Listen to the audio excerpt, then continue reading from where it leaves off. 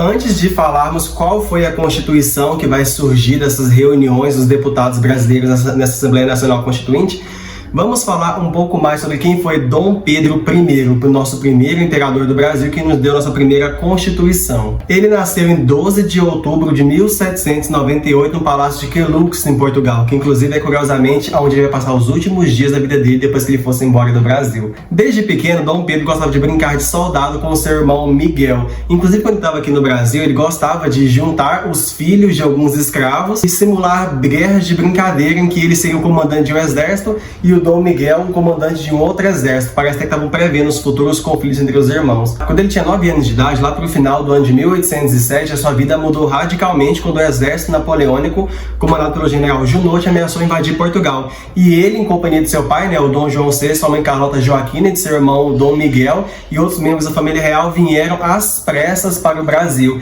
Ele fez os 10 anos de idade dele aqui. O seu maior biógrafo, Otávio Tarquínio, mas também a historiadora Isabel Lustosa, que escreveu uma biografia sobre Dom Pedro chamado Dom Pedro, que se não me engano tem umas 170, 130 páginas, que é uma biografia muito boa, falam que ele nunca gostou muito de estudar na transição da infância para a adolescência. Ele aprendeu a falar francês, aprendeu latim, dominou um pouquinho de inglês e mais para frente alemão. Ele gostava muito mais de dedicar-se a atividades físicas, era apaixonado em cavalos e gostava de importar cavalos da Europa para cá. Aprendeu bastante sobre ferraduras de cavalo, inclusive tem uma história de que ele próprio, uma vez andando a cavalo aqui no Brasil, viu um cara tentar colocar errado a ferradura do cavalo no cavalo e ele próprio desceu do que ele estava montando, tirou o homem de perto do cavalo e ele próprio montou a ferradura do cavalo. Dom Pedro também gostava muito de participar de confraternização e festas no Rio de Janeiro, em companhia dos portugueses que chegaram com ele no Brasil. Ele era um notório conquistador. O Rio de Janeiro inteirinho sabia dos casos amorosos de Dom Pedro pela cidade. Como era Rio de Janeiro e o Brasil no geral como um todo. Já não era mais aquele Brasil majoritariamente rural e totalmente concentrado no litoral dos tempos da colonização. Sim, o grosso da população ainda se concentrava no litoral do Brasil. Ao menos 70% da população estava concentrada no litoral do Nordeste, no litoral do Sudeste, por exemplo. Mas, graças ao ciclo da mineração, uma parte daquela população também se expandiu para o centro-oeste do Brasil. Então, Mato Grosso, Goiás, por exemplo, e partes que seriam hoje em dia o Tocantins, mas o grosso da população ainda estava no litoral. 60% dessa população era majoritariamente negra, descendentes dos escravos, descendentes da população africana vindo de diferentes partes da África, e uns 40% dessa população era branca, descendente dos portugueses que vieram aqui para colonizar ou dos portugueses pobres que se instalaram aqui. A maior parte dessa população vivia majoritariamente no interior rural do Brasil, concentrada nas grandes fazendas de produção de cana-de-açúcar, algodão e outros gêneros de exportação.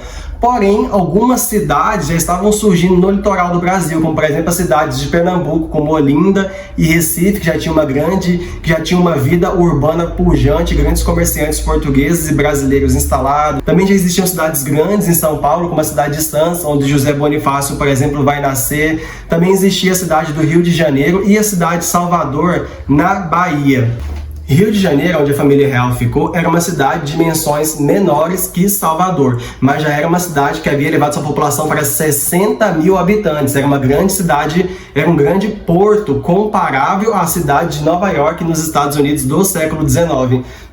Tinha ruas estreitas e que ficavam alagadiças nos períodos de chuva e onde às vezes transitavam pessoas, ambulantes, vendedores e até mesmo animais como galinhas, porcos que pertenciam a algumas pessoas, mas que perambulavam pelas ruas. Eram ruas, inclusive, de difícil locomoção por serem pequenas e estreitas. Inclusive, isso vai levar a muitos projetos de reurbanização lá no período do Brasil republicano do século XX, que eu vou explicar nas próximas aulas. Como não existiam casas preparadas para a família real que chegou bruscamente, as melhores casas no Rio de Janeiro foram marcadas por funcionários públicos e quando a família real chegou, uma medida draconiana foi tomada. Alguns dos seus moradores foram expulsos da casa, tendo que mudar-se para outras casas para que essas casas fossem ocupadas por membros da família real. Dom Pedro I cresceu nesse ambiente. Logo depois que as guerras napoleônicas acabaram e Napoleão foi destituído do poder e o Brasil retomou suas relações diplomáticas com a França, era muito comum ver no Rio de Janeiro e outras cidades do Brasil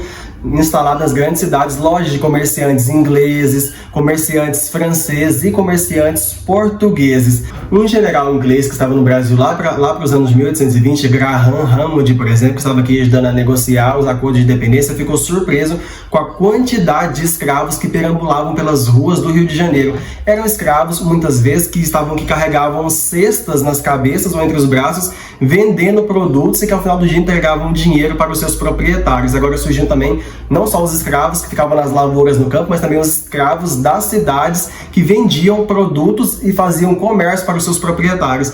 Além de que estava ficando muito comum circular no Rio de Janeiro folhetos e páginas de jornais oferecendo vários produtos ingleses, produtos vendidos no Brasil e até mesmo com oferta de compra e vendas de escravos. Começou a tornar-se comum os anúncios nos jornais procurando escravos, descrevendo as características deles também. Inclusive, esse oficial inglês ficou aterrorizado ao ver a forma como os escravos eram maltratados por alguns proprietários que não eram muito piedosos com eles nas cidades. Essa descrição minuciosa de como era o Rio de Janeiro nesse início do século XIX está na biografia do Dom Pedro, escrita pela Isabel Lustosa, intitulada Dom Pedro. Lá para 1816, a coroa portuguesa, uma tentativa de aproximar suas relações políticas com a dinastia dos Habsburgo na Áustria, arranja um casamento do Dom Pedro I com a princesa austríaca Maria Leopoldina para aproximar as dinastias. Os Habsburgo tinham uma estratégia política muito interessante na Europa. Eles costumavam casar suas princesas com as principais lideranças da época. Tanto é que a esposa do Dom Pedro I, Maria Leopoldina, era irmã da Maria Luísa, outra princesa austríaca que havia se casado com Napoleão Bonaparte na França para melhorar as relações dos dois países. Então Napoleão era genro da Leopoldina e do Dom Pedro I, sendo que Dom Pedro I era um grande fã da política militar do Napoleão Bonaparte na Europa. Dom Pedro I ele era um pouco mais moderno que os outros príncipes da sua época. Ele era um grande fã da Revolução Francesa e da expansão militar napoleônica pela Europa, que derrubava os reis absolutistas dos países invadidos ou diminuía o poder deles, implementando monarquias constitucionais, onde o rei era obrigado a dividir seu poder com parlamentos. Se vocês bem se lembram, galera, as monarquias constitucionais eram novas formas de governo que estavam surgindo na Europa, substituindo as monarquias absolutistas, sendo que a Inglaterra havia se tornado uma monarquia constitucional, a França, depois da queda de Napoleão e com a volta da dinastia dos Bourbons, se tornou uma monarquia constitucional, onde o rei Luís XVIII tinha que dividir o poder com o parlamento, que poderia, por exemplo, vetar suas decisões, não era mais um monarca absolutista, e Dom Pedro I acabou tornando-se alguém adepto às ideias constitucionalistas. Mas ele não se envolvia muito na política. Foi com a Revolução Liberal do Porto, quando o pai dele, Dom João VI, foi obrigado a voltar para Portugal e jurar uma nova constituição em que seus poderes eram diminuídos, a monarquia absolutista abolida e uma monarquia parlamentar constitucional seria instituída, que Dom Pedro começa a interessar-se mais por política, ele começa a frequentar reuniões políticas e ele era até mesmo alguém que apoiava o constitucionalismo. Ele foi um personagem central da independência do Brasil, mas esse processo de tornar-se imperador, em parte, foi iniciativa dele, mas por outra instância, grande parte do poder também foi jogado sobre ele. O seu pai foi obrigado a voltar para Portugal, mas muitas das elites brasileiras que não queriam a recolonização do Brasil pediram para que Dom Pedro ficasse aqui como nosso regente, o que vai originar o famoso Dia do Fico. E, em grande parte, sua vaidade e sua vontade também de governar e a perspectiva de ser obrigado a voltar a Portugal, onde ele não teria mais o direito ao trono real, nem de Portugal, nem do Brasil, e a perspectiva de que seria reduzido apenas ao mero mestre de armas no Brasil ou em Portugal, o fizeram iniciar os primeiros movimentos pela independência do Brasil, o que vai originar, por exemplo, a sua atitude de anunciar uma constituinte em 3 de junho e o famoso Grito da Independência em 7 de setembro. Influenciado por José Bonifácio, por exemplo, ele vai pedir para que cada uma das antigas capitanias hereditárias do Brasil, que agora eram províncias, elegessem deputados para fazerem parte daquela Assembleia Constituinte que iria redigir a nova Constituição do Brasil. Quem eram esses deputados? Eram membros das elites do Brasil, eram grandes proprietários de terra, por exemplo, grandes proprietários de área de mineração, grandes comerciantes portugueses ou portugueses nascidos no Brasil que haviam se instalado nas cidades e funcionários públicos portugueses que agora tinham mais interesse estabelecidos no Brasil do que em Portugal. Os membros mais ricos de cada província, por exemplo, os grandes proprietários de terra que podiam comprovar posse, votaram numa eleição totalmente censitária e elegeram esses representantes para a Constituinte. Constituinte. Eram pessoas como o deputado Nicolau de Campos Vergueiro, por exemplo, que vai ser eleito, que vai participar da Constituinte, vai participar da construção da primeira Constituição do Brasil, que depois vai se tornar senador do Brasil. Depois que o Dom Pedro I abandonou o cargo e voltou para a Europa, ele vai tornar-se um dos primeiros regentes do Brasil no período regencial. E depois que o filho do Dom Pedro I, Dom Pedro II, assumisse, o Nicolau de Campos Vergueiro voltou a ser senador do Brasil. Inclusive, lá para o finalzinho do século XIX, ele vai ser um dos grandes responsáveis pela política de imigração de italianos e alemães para o Brasil, sendo que ele ofereceu as próprias fazendas dele como o primeiro laboratório onde seria testado a adaptação do imigrante estrangeiro ao Brasil. Mas o Nicolau de Campos Vergueiro, por exemplo, era um grande proprietário de terras que comprovou ser rico e podia assim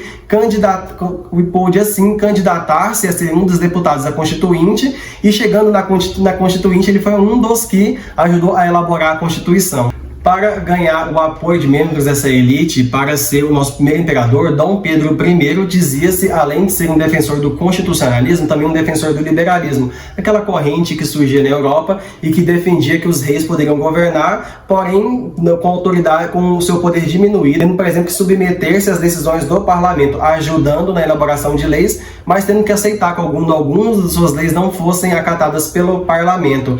Por exemplo, Dom Pedro I gostava muito de citar o Benjamin Constant, um grande político liberal que existia na Europa, defensor da divisão dos poderes em quadro: legislativo, onde ficavam os deputados, senadores e vereadores; judiciário, que seria equivalente, né, ao nosso STJ no Brasil hoje em dia; executivo, e um poder moderador, que seria o poder do rei, que estaria acima dos outros três poderes da República. Porém, como nós veremos, galera, Dom Pedro I, apesar de apresentar-se como um grande constitucionalista e defensor da autonomia das províncias, vai mostrar uma outra face, quando ele finalmente virasse imperador do Brasil, autoritária, e que tinha muitas dificuldades em aceitar as restrições do parlamento e em governar com o apoio do parlamento.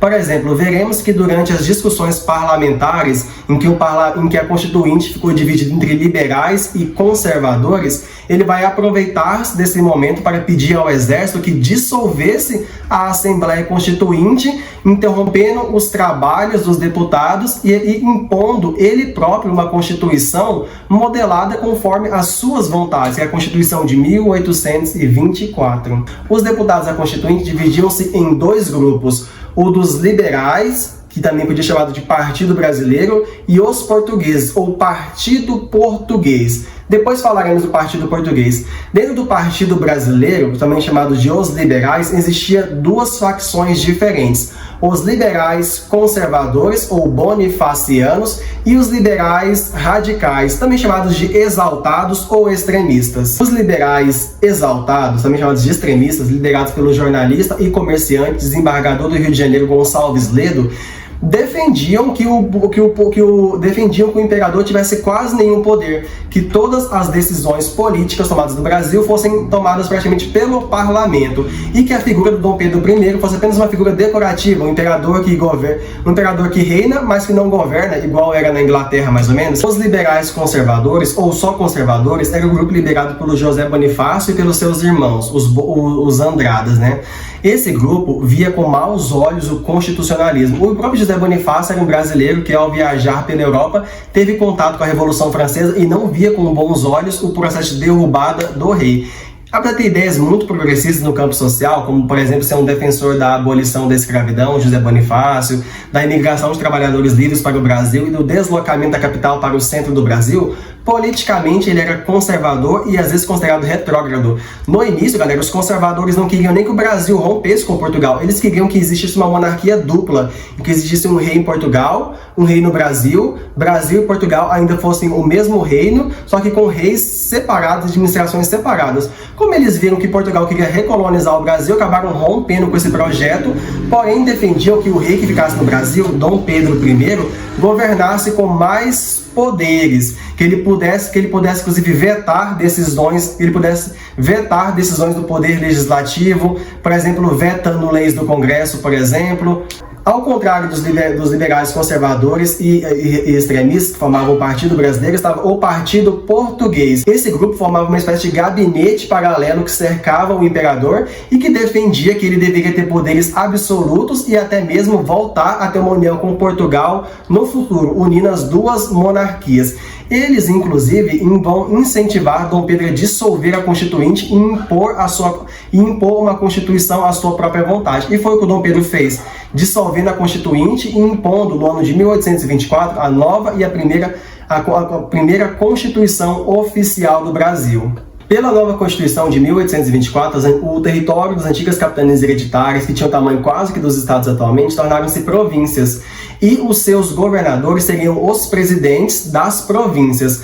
Não existia democracia no Brasil Imperial, de que foram publicados alguns livros como a Democracia Coroada, tentavam procurar respingos de democracia no Brasil Imperial, não tinha.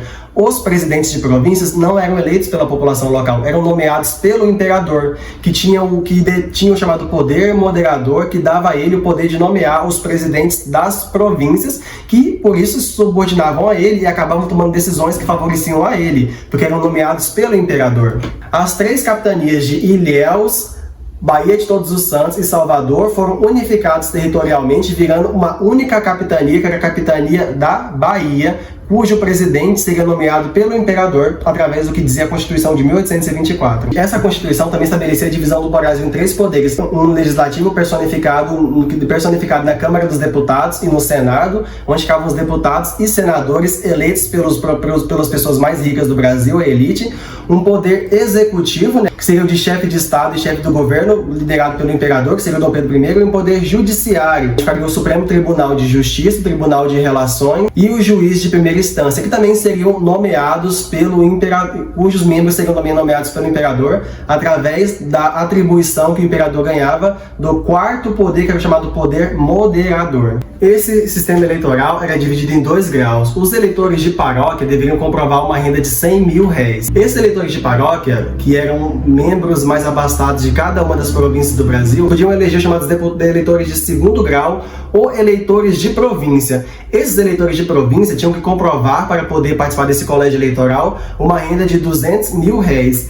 Esses eleitores de província, sim, é que podiam votar nos deputados que fariam parte do poder legislativo. Para ser um deputado, agora você tinha que comprovar uma renda muito maior. Você tinha que comprovar ter pelo menos 400 mil réis de posse para um mandato que seria temporário. Agora, para se eleger para se eleger senador, que era uma outra parte do poder legislativo, era necessário comprovar uma renda muito maior, de 800 mil réis.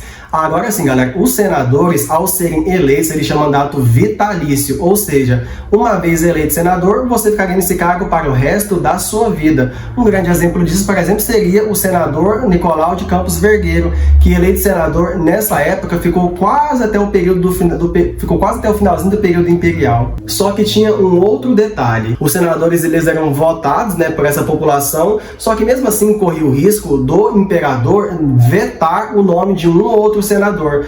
Os senadores eleitos, eles tinham seus nomes colocados em listas tríplices que eram apresentadas ao imperador, e o imperador é quem nomeava quem seriam os senadores que fariam parte do Senado no poder legislativo. Esse elemento já mostra que esse elemento dessa Constituição já mostra as tendências autoritárias do Dom Pedro I, que em muitos momentos tentou impor sua vontade em cima do parlamento, não aceitando que o parlamento impedisse suas resoluções ou mesmo que vetasse suas ordens, ou mesmo vetando decisões do parlamento. E com o poder moderador, que seria o 4º poder, o imperador poderia nomear os presidentes de províncias, nomear os senadores, nomear também os seus ministros. Ele poderia vetar, por exemplo, resoluções do poder legislativo. Ele poderia convocar a Assembleia Nacional Constituinte. Ele também poderia convocar ou dissolver a Câmara dos Deputados, além de nomear e demitir ao seu bel sabor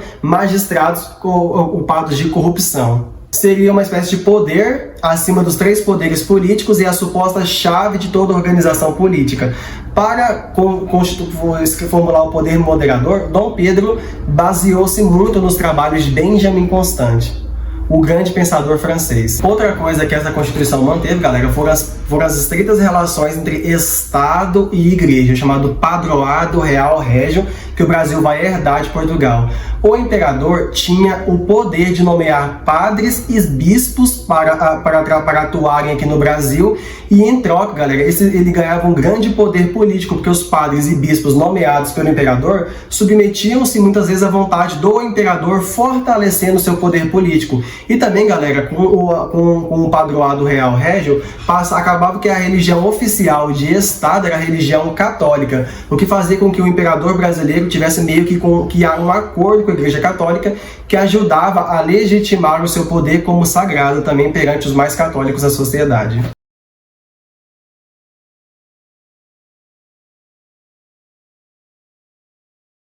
O que foi a Confederação do Equador? O grande levante que teve no Nordeste iniciou-se em Pernambuco.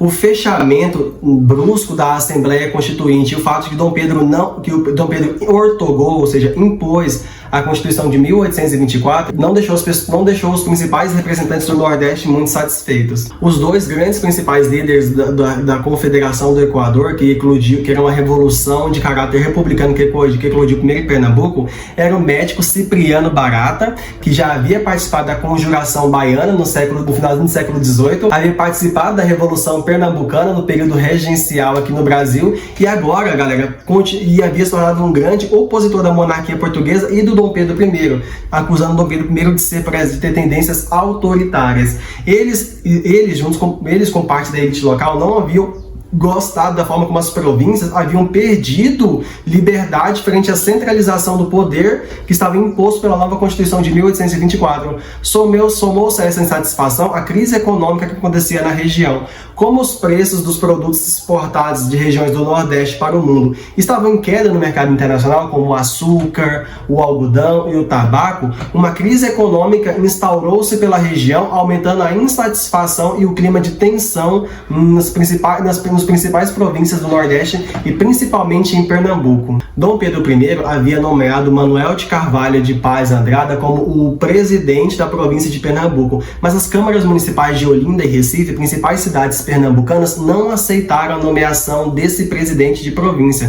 Algumas lideranças de Pernambuco também consideravam que haviam trocado o governo de Portugal pelo governo do Rio de Janeiro, por exemplo, que não seria muito diferente da opressão vinda de Portugal. Inicia-se ali, galera, um movimento, principalmente urbano, nas principais cidades de Pernambuco, de caráter separatista. A ideia era separar Pernambuco do restante do Brasil e instaurar ali uma república onde haveria presidente da república. Essas ideias republicanas, galera, aos poucos também chegariam no poder legislativo, ao ponto que dentro do Partido Brasileiro, onde haviam os liberais exaltados, haveria uma pequena ala republicana que achava melhor nem ter imperador no Brasil e sim transformar logo o Brasil numa república, mas essa ala era minoritária no momento. Para debelar o movimento, Dom Pedro I envia mais de 1.200 homens para Pernambuco, comandados pelo general Cochrane, né, que era aquele general inglês que já havia ajudado ele nas guerras de independência, e também por Francisco de Lima e Silva,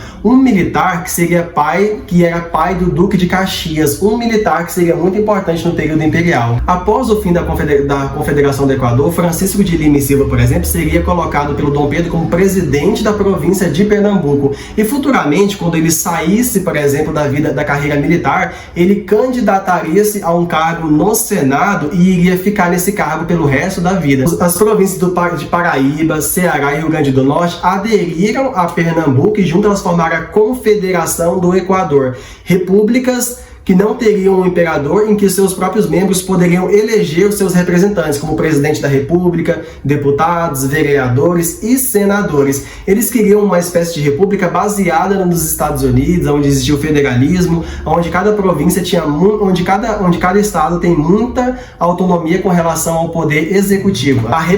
Galera, a repressão ao movimento rebelde das províncias do Nordeste foi terrível. Eles foram facilmente vencidos e mais de de uma dezena de participantes haviam sido condenados à morte pelo imperador. Isso deixou preocupado até mesmo os políticos mais conservadores do Congresso, que começavam a ver na punição exemplar dos rebeldes da Confederação do Equador as tendências autoritárias do Dom Pedro I. Frei Caneca, por exemplo, como muitos outros deles, foi condenado ao enforcamento, mas como ninguém tinha coragem de enforcar um padre, ele acabou sendo fuzilado junto com outros rebeldes.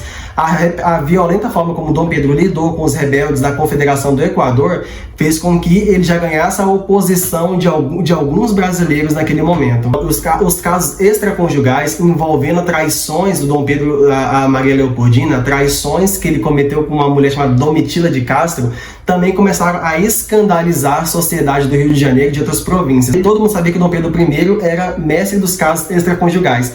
No comecinho, ele até se preocupava em fazer com que as traições fossem discretas. Ele visitava Domitila de Castro apenas durante a noite, mas com o passar do tempo, ele começou a aparecer em público com a Domitila de Castro